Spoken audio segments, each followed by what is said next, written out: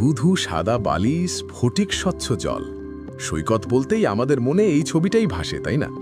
কিন্তু যদি বলি এমন এক সৈকত আছে যেখানে বালিগুলো পুরোপুরি কালো, হ্যাঁ, এই পৃথিবীতেই আছে এমন এক রহস্যময় স্থান। আইসল্যান্ডের দক্ষিণে অবস্থিত রেইনিসফিয়ারা বিচ। এই কালো বালির রহস্য লুকিয়ে আছে আইসল্যান্ডের ভৌগোলিক ইতিহাসে। লক্ষ লক্ষ বছর আগে এখানকার কাছাকাছি থাকা কাটলা আগ্নেয়গিরির অগ্নুৎপাত হয়। লাভা যখন দ্রুত শীতল হয় এবং সমুদ্রের জলে মিশে যায়, তখন সেটি ছোট ছোট আগ্নেয় কাঁচ ও শিলাখণ্ডে পরিণত হয়। প্রকৃতি সেই টুকরোগুলোকে পেষণ করে সময়ের সাথে তৈরি করেছে এই অপূর্ব কালো বালি।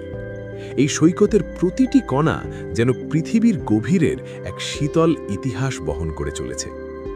শুধু কালো বালিই নয়, এই সৈকতকে আরও নাটকীয় করে তুলেছে এর স্থাপত্য। তাকিয়ে দেখুন এই সুবিশাল ষড়ভুজাকার বাসাল্ট কলামগুলোর দিকে।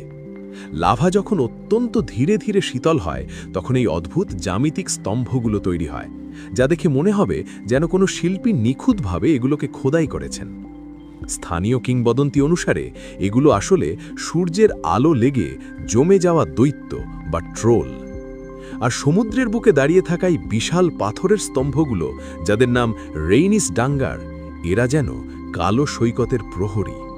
এটি নিঃসন্দেহে এক মনোমুগ্ধকর দৃশ্য, তবে এর সৌন্দর্যের পাশাপাশি রয়েছে এক ভয়ঙ্কর দিক। উত্তর আটলান্টিকের ঢেউ এখানে অত্যন্ত আনপ্রেডিক্টেবিলিটির সাথে আছড়ে পড়ে, যা স্নিকার ওয়েভ নামে পরিচিত। পর্যটকদের জন্য এটি এক মারাত্মক সতর্কতা।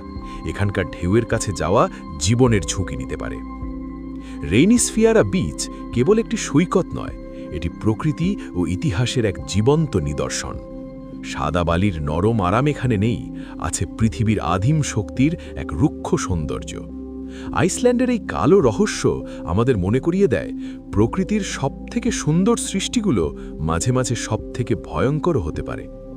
এই অদ্ভুত সৈকত নিয়ে আপনার কি মনে হয়? কমেন্টে জানাতে ভুলবেন না। আমরা আসছি আরও নতুন রহস্য নিয়ে। বিদায়।